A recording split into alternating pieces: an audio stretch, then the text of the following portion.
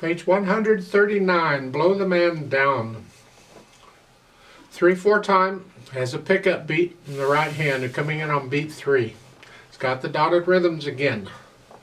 They have a chart there showing you about your fingers. I don't like those charts. I prefer to discover it in the music. Let's look at the music. Starting out with 4th finger. So initially you think you're here, may or may not. It depends on what notes are coming. So 1 and 2 and 3. Now here, this next measure, you do have to bring the thumb down to the C. You're not moving the hand, just the thumb. 1 and 2. So you are in this position here, it looks like, at least to start. Then the second line, here and then here. Lift up between the phrases. 2, 3, 1, 2, 3, 1, 2, 3. Now the thumbs come up. Now you're here, so you are moving around a little bit. And that's about it. And then you get some quarter notes and stuff. Let's look at the last line. The last 2 measures, you're here. 1 and 2. The thumb's doing both. That's okay. It can do that. The left hand gets the broken chords. C chord. The second line, last measure, is the G7 chord.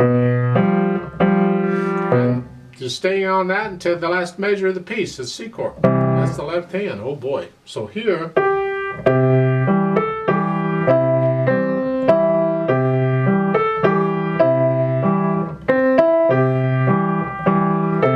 Not a lot going on there. It's pretty simple. You see in the first line there, in the next to the last measure, they have thirds in there. They're pointing out that interval here to here. That's a third. They're both on lines. Both of those notes in the music are on lines, and the lines are next to each other. That's a third. It's easy to spot. In the left hand, when you have the G and the C, that's a third. In fact, all these notes, this to here is a third. A chord is made up of a third and a third, stacked on each other. We got thirds all over the place. That's what that's for. The idea is you learn to recognize these intervals. They will help you in sight reading. There's sight reading on the other page, and I encourage you to do all the sight reading you can do. Sight reading can really come in handy in your development. You will progress faster if you can practice sight reading. Now, so you get the notes and all that.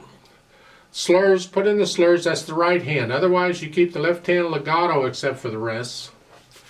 Then we have the dynamics. It starts out loud, and it's pretty much as loud throughout the piece. Don't be loud throughout the piece. Get to know the piece, and then you can kind of get louder and softer as you feel it. That's the melody. You keep the left hand soft. We want to hear the melody.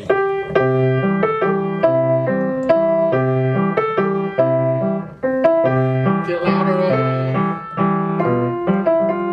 Second, and then I come down.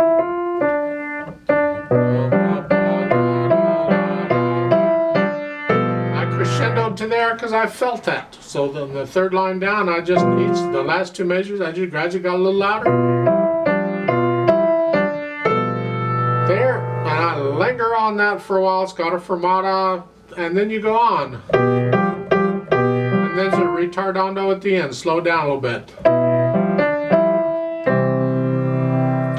So experiment with the dynamics, and do you feel like it could get a little louder or softer in places? You got to get to know it first. Get to know it so you're not thinking so much about notes and rhythms, and you're thinking about this melody. Says moderately fast. I think that's about as fast as I just played it, somewhere in there. And again, if you're into improvising, once you have it learned, you can play it the way it's written. Try different patterns in this left hand. You have the broken chords. You could play, you only have one block chord there at the bottom, okay? But there's other patterns. You can play it one note at a time.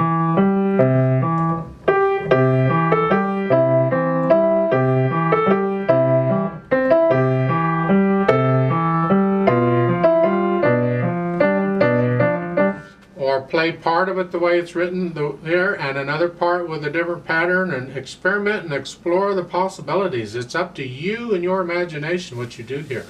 Change the rhythm. In the left hand, y'all have to be quarter notes. I could play a half note and a quarter note.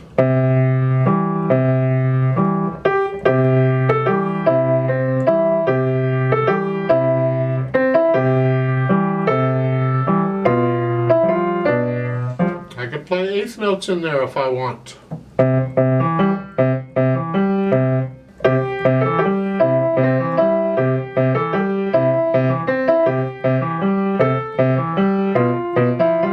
It's a little trickier on that one, but the point is it's up to you and what you can come up with. Change the pattern, change the rhythm. All you got to do is keep the same chord, that's all. So whatever. I'd like to play it with you slowly to double check the notes and the rhythms.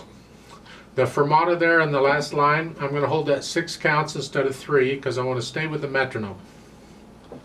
So I'll give us 2 counts because we come in on beat 3. Now let's play this together. Ready, go. 1,